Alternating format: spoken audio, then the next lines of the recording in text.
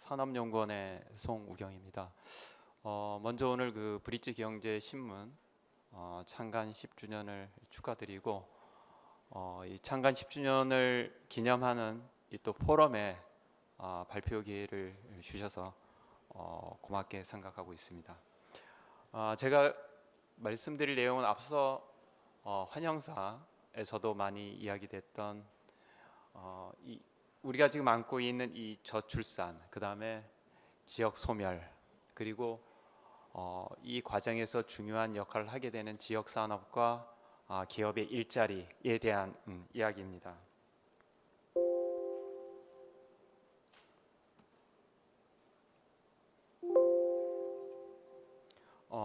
대략적인 목차는 보시는 바와 같이 네 부분 정도로 이렇게 구성을 했고요. 먼저 저출산과 지방소멸, 그리고 저희가 같이 봐야만 되는 이 수도권의 집중 문제, 그리고 전반적으로 이러한 그 저출산과 그다음에 지방소멸, 수도권 집중에 대해서 지금 현재 그 문제의식과 논의의 방향은 어떻게 되어 있는지를 좀 살펴보고, 중앙정부와 그다음에 지자체에서는 어떠한 노력들을 하고 있는지, 그리고 마지막으로 이러한 그 저출산과 지방소멸, 수도권 집중을 푸는 데 있어서 중요한 그 액터라고 할 수 있는 이 기업과 그다음에 지역 산업을 위해서 지금 우리가 어떠한 일들을 하고 있고 또 어떠한 준비를 해야 될 건가에 대한 내용을 가지고 말씀드리겠습니다. 이 그림을 보시면 알겠습니다만 1970년대부터 출산율이 급격히 떨어지고 있고 2010년대 후반이 되면 1 이하로 이렇게 감소를 한 걸 볼 수 있습니다. 이 한국 코시스 이 통계청의 자료를 보면 출산율과 그 다음에 이 고령화로 인해서 소위 말하는 이 인구 구조가 1960년대 이 피라미드 형태에서 지금은 이 항아리 모양의 형태에서 지금 2070년대가 가면 역피라미드의 형태가 돼서 상당히 큰 문제가 될 것으로 이렇게 이야기가 되고 있습니다. 우리가 보통 이제 인구 관계도에서 인구 감소, 인구 절벽이라는 것이 보면 총 인구, 총 가구, 그리고 경제 활동 인구 뭐 이런 부분들과 이게 유기적인 연관 관계가 되어 있는데, 지금 전반적으로 보면 한국 사회에서는 보면은 이 인구 감소, 인구 절벽과 영향을 맺고 있는 이 변수들이 선순환 구조가 아니라 좀 악순환 구조로 지금 작동이 되고 있어서 이 부분을 좀 어떻게 고쳐야 될 건가에 대한 문제 의식을 우리 통계청의 자료에서 보면 인구 관계도라는 걸 가지고서 이야기하고 있고요. 한편 저희가 그 지방을 좀 이렇게 들여다보면 지금 2021년 우리 전국에 있는 그 시군 중에 이 89개가 인구 감소 지역으로 지정되어 있고요. 그다음에 18개는 인구 감소 지역은 아니지만 지방 소멸의 위기감이 커져가고 있기 때문에 인구 감소 관심 지역으로 이렇게 되어 있습니다. 이 지도에서 보는 바와 같이 이 파랗게 지금 표시가 되어 있는 지역들이 이제 인구 감소 지역으로 되어 있는데요. 이 인구 감소 지역들을 한번 이렇게 좀 들여다보면 대부분 재정 자립도가 굉장히 낮습니다. 이 표 좌측 하단을 보시면 지금 그 전국의 하위 그 10개 지자체들 같은 경우에 보면 재정 자립도가 10 이상이 되지 않아서 그 지자체가 재정 살림을 하는 데 있어서 90% 이상은 중앙 정부의 지원을 받지 않으면 재정이 어려운 상태로 이렇게 되어 있고요. 특히 보면 이제 이 인구 감소 지역들이 보면 인구 3만이 안 되는 이 시군구들이 상당 부분 있고, 또 그 지역들을 보면 청년 인구의 비중이 15%가 되지 않는 이 시군들이 증가하고 있습니다. 그리고 또 다른 문제는 이런 인구 구조 측면에서의 청년층의 감소, 그다음에 노년층의 증가뿐만 아니라 기존의 이 시군구 인구 감소 지역에 그나마 있었던 이 고학력, 그다음에 이 전문 직종들의 인력들이 대도시와 수도권으로의 이전을 하고 있는 상황들입니다. 저희가 한번 자료를 이렇게 뽑아보면 2013년부터 2022년 약 10년간 비수도권에서 수도권으로 이전한 청년들의 규모를 이렇게 따져보면 연간 6만 명 정도입니다.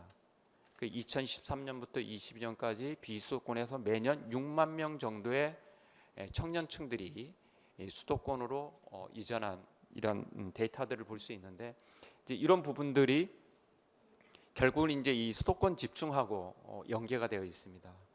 저희가 그 수도권과 비수도권이라는 이 두 개의 그룹으로 나누어서 일자리, GRDP, 인구의 비중들을 한번 저희가 따져보면 2015년에 생산 측면에서, 즉 GRDP에서 수도권이 비수도권을 넘어서고요.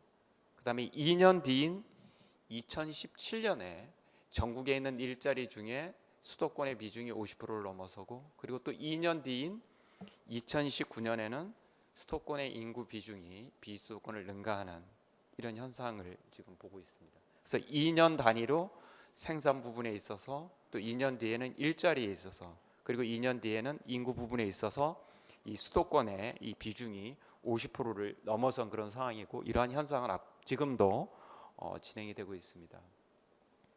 그 OECD 국가들 중에 이 수도권의 그 집중도를 GRDP라는 지표를 가지고 보면 압도적으로 보면 이 한국이 높은 상황입니다. 특히 보면은 이런 그 수도권의 집중도를 야기하는 이 경제적인 측면에서의 이 대기업들의 분포, 그다음에 우수한 대학들의 분포가 굉장히 높게 되어 있고, 그 외에도 우리 의료, 복지, 문화 이런 측면에서도 수도권의 집중도가 굉장히 지금 높은 상황들입니다. 그래서 저희가 연구원에서 한번 우리나라에 지금 존재하는 이 공간상에 존재하는 지역 격차를 한번 100으로 봤을 때 과연 수도권과 비수도권이 차지하는 격차가 얼마가 될 건가를 저희가 요소분해를 해보니까 약 70%가 수도권과 비수도권의 격차입니다. 그러니까 대한민국에 존재하는 경제적인, 사회적인, 문화적인 격차의 대부분이 수도권과 비수도권과의 격차인데, 거꾸로 말하면 이 수도권과 비수도권 간의 격차를 해결하게 되면은 국내에 존재하는 이 공간상의 격차의 70%를 해결할 수 있기 때문에, 여전히 저희가 이제 지역 격차 또는 지역 균형 발전을 고민하는 데 있어서 수도권과 비수도권 간의 격차는 굉장히 중요한 이슈고, 이 격차를 해소하는 게 중요한 의미가 있다라고 이렇게 볼 수 있겠습니다. 그래서 제가 지금까지는 이제 저출산, 그다음에 지방 소멸, 그다음에 수도권의 집중을 몇 개의 그림과 자료를 가지고 이렇게 보여드렸는데요. 최근에 이제 이러한 그 저출산, 지방 소멸, 그다음에 수도권 관련된 그 인식들이 어떻게 되고 있는가, 또 논의의 흐름이 어떤가를 보면 크게 한 4가지 정도로 볼 수 있을 것 같습니다. 저출산과 관련해서는 기존의 이 출산에 포커스를 맞춘, 출산율을 높여야 되겠다는 정책에서 이제는 좀 더 확대된 개념으로 인구 정책으로 좀 바라봐야 된다라는 시각들이 있고, 이러한 출산율 장려에서 인구 정책으로 확대된 총체적 접근을 해야 되겠다는 시각 속에서 지금 국회에서 여러 법안들이 지금 발의되어 있습니다. 그리고 두 번째로는 이 지방 소멸과 수도권 집중과 이 저출산의 문제인데, 결국은 이 수도권의 집중이 가속화되면서 지방 소멸을 악화시키는 부분이 있고요.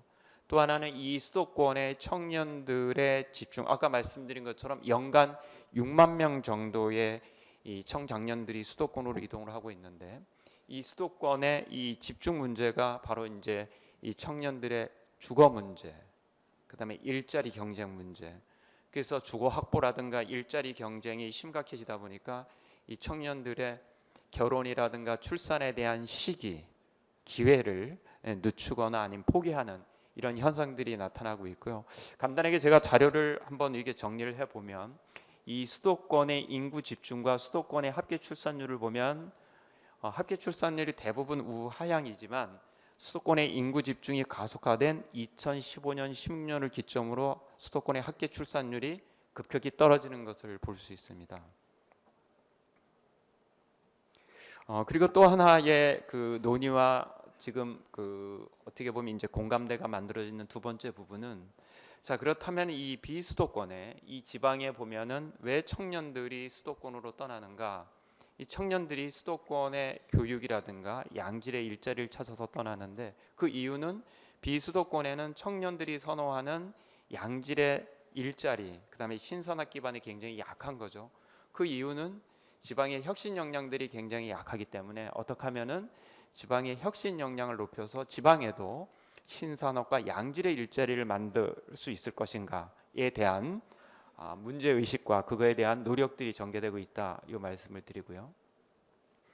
또 하나의 흐름은 앞서 그 축사에도 말씀을 해주셨습니다만, 최근에 한국은행에서 나온 그 보고서를 보면 지금까지 이 균형발전 정책을 참여정부 이후에 많은 균형발전 정책을 했음에도 아까 제가 말씀드린 것처럼 수도권으로의 집중이 지속되고 있는데, 이제는 좀 이 정부의 투자 방향을 좀 바꿔야 되겠다, 이 투자 방향을 좀 전환해야 되겠다는 이 주장들이 지금 나오고 있습니다. 그래서 저희가 이 균형발전, 수도권의 집중도를 낮추기 위해서는 이제는 투자를 지방의 분산 투자 방식에서 지방의 거점 도시로 선택과 집중을 좀 해야 된다라는 그런 주장들입니다.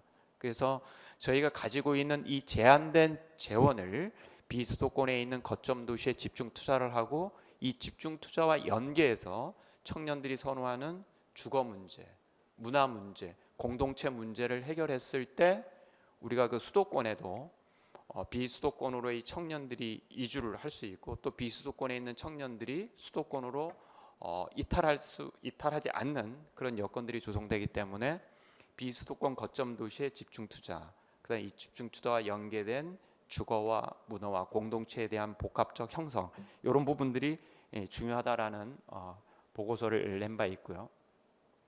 그래서 결국 이러한 그 네 가지의 최근의 논의의 흐름과 그다음에 방향들을 봤을 때 저희가 지금 가져야 되는 그 전체적인 그 방향은 결국은 이 비수도권의 이 신산업의 육성과 그다음에 기업들의 투자를 촉진하는 부분, 이제 그러한 부분들이 청년들이 선호하는 양질의 일자리와 이제 귀결이 되는 거고, 이러한 양질의 일자리와 더불어서 청년들이 거주할 수 있는 주거와 문화와 교육과 공동체, 이런 것들이 같이 겸비됐을 때 청년들이 지방에 정착할 수 있고, 나아가서는 수도권에 있는 청년들도 비수도권으로 내려올 수 있고, 그렇게 되면은 주거와 문제와 일자리의 문제, 교육의 문제가 해결됐기 때문에 이 청년들이 지방에서의 정착과 그다음에 출산율을 높일 수 있고, 청년들이 지방에서의 정착과 출산율을 높이게 되면 바로 이제 지방 소멸의 문제, 그다음에 수도권의 집중의 문제, 나아가서는 이 저출산의 문제도 해결할 수 있는 하나의 실마리가 되지 않을까, 이렇게 생각을 합니다. 그래서 대한상공회의소에서도 2024년 7월 발표된 그 보도자료에 보면 20대 30대 지역의 전입을 늘리려면 첨단 산업 일자리, 정주 환경이 중요하다라고 이렇게 보도자료를 낸 바도 있습니다. 자, 그러면 지금 이러한 그 저출산, 지방 소멸, 수도권 집중에 대해서 전체적인 흐름과 그다음에 논의의 방향을 말씀드렸는데, 과연 그러면 지방 정부와 중앙 정부들은 어떠한 노력들을 하고 있는가 간단히 말씀드리면, 아까 우동기 지방시대 위원장님이 발표하셨습니다만 작년 그 11월 부산에서 지방시대 비전과 전략을 발표한 바 있습니다. 그 지방시대 비전과 전략의 핵심적인 내용은 이 비전에 나와 있듯이 대한민국 어디서나 살기 좋은 지방시대를 만들어야 되겠다, 이렇게 지금 목표를 비전을 설정해 놓고 있고요. 이러한 그 비전 달성을 위해서 9가지 정책들을 추진하고 있는데, 가장 중요한 정책들이 보면 몇 가지만 말씀드린다면은 이 비수도권의 기업의 투자를 촉진해서 일자리와 산업 기반을 만들기 위한 기회발전 특구, 그다음에 그 기업들이 사실은 지방에 갔을 때 가장 애로사항 중에 하나가 보면은 필요한 인력들의 확보 문제이고요. 또 하나, 자녀를 키우는 부모 입장에서 보면은 아이들의 그 교육 환경이 수도권에 미치지 못하기 때문에 많은 어려움들이 있는데, 기업들이 필요로 하는 인력 양성, 그다음에 학부모들이 원하는 양질의 교육 여건을 수도권 못지않게 만들겠다라는 정책 목표를 갖고 있는 게 교육발전 특구입니다. 그다음에 작년에 이제 정부에서 반도체, 디스플레이, 2차 전지, 바이오, 우리 국가 첨단 전략 산업을 발표를 하고, 지금 미래차 로봇, 또 추가 이제 국가 첨단 전략 산업을 발표를 할 건데, 이 국가 첨단 전략 산업이 수도권뿐만 아니라 비수도권에서도 이 첨단 전략 산업이 씨앗이 뿌려지고 성장할 수 있도록 지금 정부에서는 용인을 제외한 14개의 비수도권의 첨단 전략 산업 국가 산업 단지, 그다음에 첨단 전략 산업을 육성하기 위한 7개 특화 단지, 그다음에 10개의 소부장 특화 단지를 만들어서 비수도권에도 첨단 전략 산업을 육성하기 위한 노력들을 지금 추진을 하고 있는데, 이제 이런 부분들이 비수도권의 이 일자리와 산업 기반을 확충하기 위한 그런 정책들이고, 이런 정책들을 지방시대위원회가 지금 관계 부처들과 추진을 하고 있다는 말씀을 좀 드리고요. 한편으로는 저희가 이제 지방분권 이 균형발전법을 작년에 이제 제정을 하고 시행을 하면서 아까 말씀드린 그 인구 감소 지역에 대한 시책, 그리고 이 인구 감소 지역에 사업을 하시는 분들이 여러 가지의 불편함이 없도록 하기 위한 인센티브 지원, 이런 부분들을 지금 법령에 담아놓고 추진을 하고 있다는 말씀을 좀 드리겠습니다. 특히 그 89개 인구 감소 지역에서 더 이상 그 청년 인구들이 빠져나가지 않고, 그다음에 인구 감소 지역에 거주하시는 분들이 기본적인 생활 여건을 갖추도록 하기 위해서, 그리고 인구 감소 지역에 주민등록을 옮기는 것은 굉장히 힘들기 때문에 소위 말하는 저희가 그 생활 인구, 관광객이라든가 단기 체류 인구들을 늘리기 위한 이 생활 인구 정책들을 쓰고 있는데, 이러한 그 인구 감소 지역에서 정주 여건 개선, 그다음에 청년들의 이탈을 방지하기 위한 산업 육성, 그다음에 생활 인구를 늘리기 위한 사업을 하기 위해서 정부가 매년 1조 정도씩을 89개 지역에 지금 배정을 하고 있습니다. 그래서 이러한 그 인구 감소 기금을 받은 지역들이 그럼 과연 이 기금을 어떻게 우리가 써서 지방 소멸을 막을 건가? 아까 말씀드린 것처럼 더 이상 인구가 빠져나가도록 하지 않기 위해서 정주 여건을 개선하는 부분, 또 하나는 외부에서 주민등록을 옮기지 못하지만 관광객이라든가 단기 방문객을 늘리기 위한 생활 인구를 늘리기 위한 정책, 또 하나는 청년들이 선호하는 일자리와 산업 기반을 만들기 위한 정책들에 지금 투자를 하고 있습니다. 그래서 대부분 산업 분야, 그다음에 생활 인구를 늘리기 위한 관광 분야의 투자들을 이렇게 늘려가고 있는데, 한번 이 자료를 보시면 전남 여수에서 청년들을 대상으로 설문조사를 했습니다. 왜 전남 여수에서 떠나려고 하는가? 청년들의 약 44.5%가 일자리가 부족하다, 내가 마음에 드는 일자리가 없다, 이렇게 답을 했습니다. 거꾸로 그럼 만일에 여기에 당신이 원하는 양질의 일자리가 있으면 전남 여수에 머무르겠는가 봤더니 약 80%가 그러면 머무르겠다.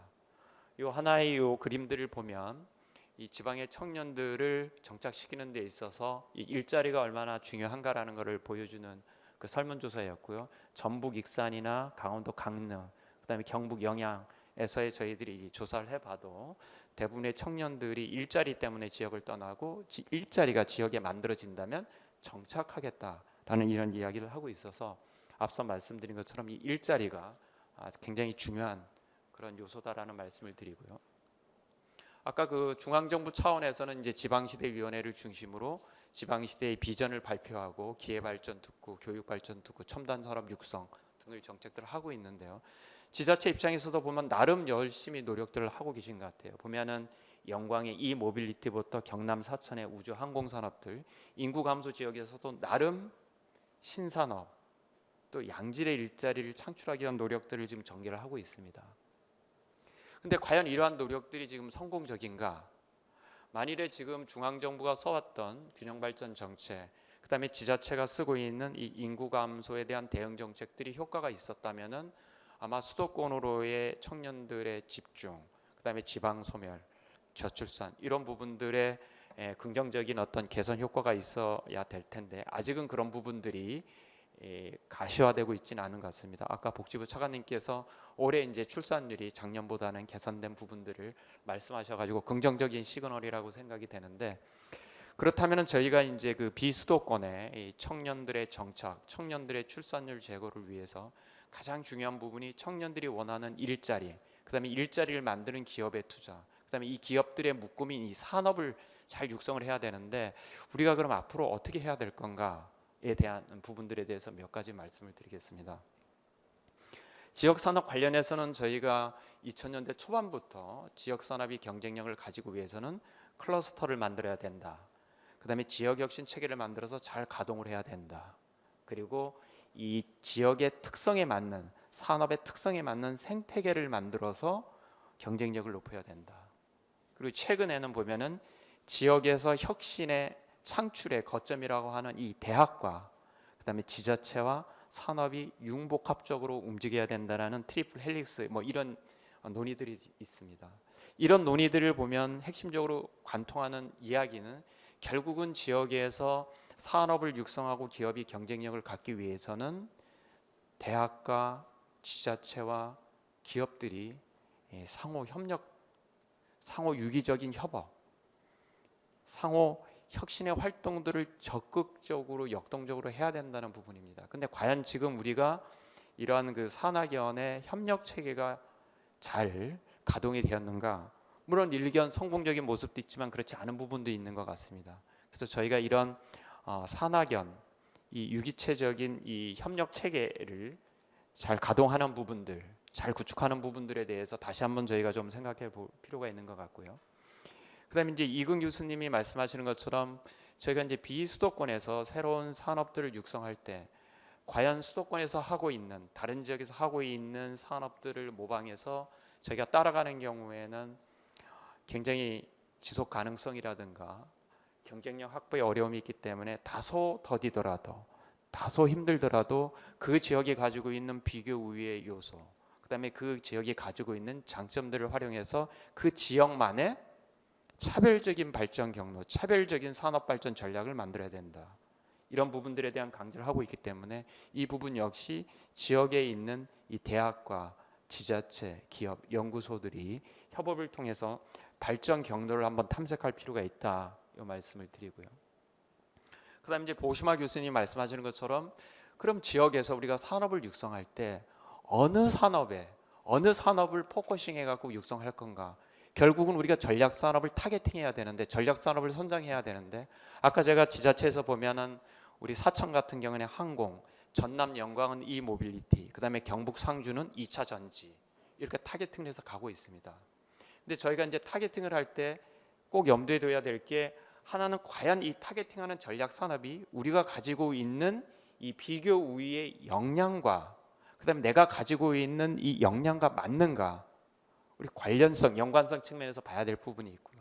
또 하나는 전략 산업을 타겟팅하는 데 있어서 내가 타겟팅하는 산업이 다른 산업이 빨리 캐치업하거나 모방을 하게 되면 나의 그 경쟁 우위가 지속될 수 없기 때문에 가급적이면 다른 지역이 또는 다른 기업이 모방할 수 없는 이 차별화된 이 고기술의 속성을 가지고 있는 이 복합성의 요소를 어떻게 우리가 고려해서 타겟팅을 할 건가?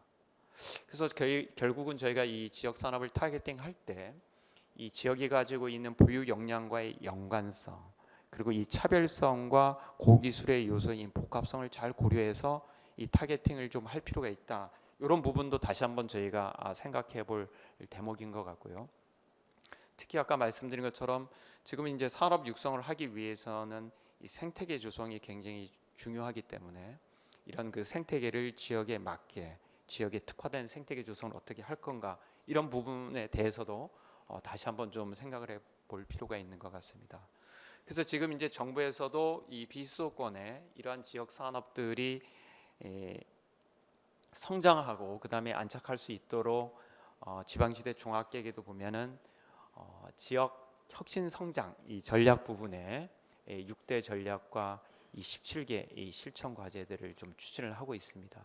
이런 정책들이 지금 부처 협업형으로 되고 있는 부분도 있고 또 부처가 단독적으로 하고 있는 부분도 있는데 이러한 각 부처에서 추진한 정책들이 좀 잘 조기에 좀 성과를 낼 수 있도록 좀 기대를 가져보고 최근에 이제 8월 22일 날 지금까지 이제 저희가 지역 산업 정책을 육성하면서 조금 문제가 됐던 부분들이 보면 부처의 이 칸막이, 부처의 협업이 부족한 부분이었었는데 이번에 이제 산업부, 과기부, 그다음에 교육부가 지방의 산업 육성을 위해서 산업부의 기술과 관련된 지원 부분, 그다음에 교육부의 인력 양성 관련된 부분, 그다음에 이 과기부가 가지고 있는 이 연구소들과의 협업 문제 이런 부분들을 이제 같이 협업의 형태로 추진을 하면서 지역 산업 육성을 체계적으로 하겠다는 발표가 있었고 그런 부분들이 좀 잘 진행이 됐으면 좋겠다는 말씀을 드리고요.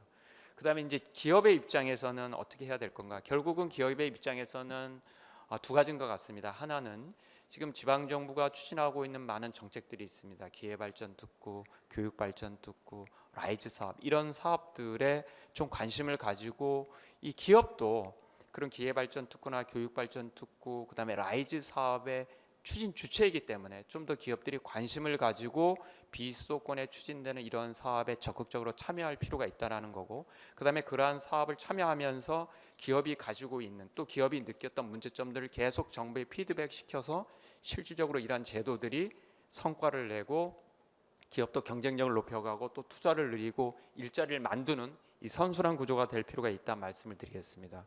그래서 사실은 이 기회발전 특구는 앞서도 말씀이 있었습니다만 지금 1차 지정이 됐습니다. 1차 지정은 8개 광역시 200여 개 기업이 약 26조 비수도권에 이제 투자를 하게 됐는데, 이러한 투자의 중요한 유의는 보면은 세제 지원 부분과 그다음에 G2 보조금 확대 같은 지원, 그다음에 이제 규제 샌드박스와 같은 규제 특례, 그리고 이제 기회발전 특구로 이전하는 기업의 종사자에 대한 특별주택 공급 같은 이 패키지 이 정책들인데, 아마 그 지난 20년간의 비수도권의 지역산업 또는 기업 투자를 위해 만든 제도 중에 아마 이 기회발전 특구가 가장 강력한 패키지와 종합적인 지원 정책을 가지고 있다. 그래서 기업 부분에서도 이런 부분들에 좀 더 관심을 가질 필요가 있다는 말씀을 드리고, 지금 아까 말씀드린 이 대학, 그다음에 기업, 지자체 간의 협업이 굉장히 중요한데, 지금까지 해왔던 이 RIS 사업, 그다음에 새로 지금 추진하는 이 라이즈 사업, 이 사업에도 사실은 기업들이 적극적으로 참여하고 할 수 있는 영역들이 많이 있기 때문에 이 부분에서도 지속적인 관심을 좀 가질 필요가 있다. 이 말씀을 좀 드리겠습니다. 그리고 마지막으로 또 하나 중요한 이 제도는 이전 정부에서 추진됐던 제도입니다. 실질적으로 보면은 이 신기술과 신산업과 관련된 이 여건들이 사실은 수도권 외에 비수도권에서는 신기술이라든가 신산업을 육성하기 굉장히 어려운데, 비수도권에서도 신기술, 신산업을 육성하기 위해 도입한 제도가 이 규제자의 특구입니다. 규제자의 특구는 비수도권을 대상으로 하고, 이 규제자의 특구로 지정을 받으면 이 규제자의 특구에서는 다른 지역에서는 할 수 없는 임시허가, 다른 지역에서 할 수 없는 실증 특례를 받게 됩니다. 그래서 실질적으로 지금 전국에 많은 규제자의 특구가 지정되어 있고, 그렇다 보니까 수도권에 있는 기업들이 그 지역에 가야지만 실증 특례와 임시허가를 받을 수 있기 때문에 블록체인 같은 경우에는 부산으로, 그다음에 전기차 충전 같은 경우는 시범 사업을 하기 위해서 제주도로, 그다음에 아까 말씀드린 이 모빌리티 관련해서는 테스트베드가 있는 영광으로, 그다음에 무선으로 우리가 가스 제어를 할 수 있는 이런 기술들은 지금 충북에 있는 음성진천에서만 규제자의 특구에서 할 수 있기 때문에 수도권에 있는 기업들이, 연구소들이 그 지역에 가서 실증 특례를 하고 임시허가를 받아서 제품을 만들어서 출시를 하고 있습니다. 그래서 사실은 새로운 기술과 신산업을 염두에 두고 있는 기업들은 이 비수도권에서 지금 전개되고 있는 규제자의 특구에도 좀 관심을 가질 필요가 있고, 이 규제자의 특구에 기업들이 갔을 때 하드웨어라든가 인력 지원이라든가 R&D의 지원도 패키지로 받을 수 있기 때문에 제가 보기에는 기업에서도 좀 관심을 가질 필요가 있다, 이 말씀을 드리겠습니다. 그리고 마지막으로 이제 이 저출산 문제 관련해서는 이 대한상공회의소 발표한 부분 보도자료 보면, 저출산 함정에 빠진 한국 극복 위해선 기업의 역할이 중요하다, 이렇게 보도자료를 낸 바 있습니다. 실질적으로 기업에서도 보면 저출산을 극복하기 위해서 여러 가지 역할들을 할 수 있고, 그다음에 이런 저출산 극복을 위해서 노력하는 기업들에게는 정부에서 거기에 맞는 또는 좀 더 그런 부분들을 인커리지 하기 위해서 많은 인센티브를 좀 제공할 필요가 있다, 이 말씀을 드리면서 제 발표를 마치도록 하겠습니다.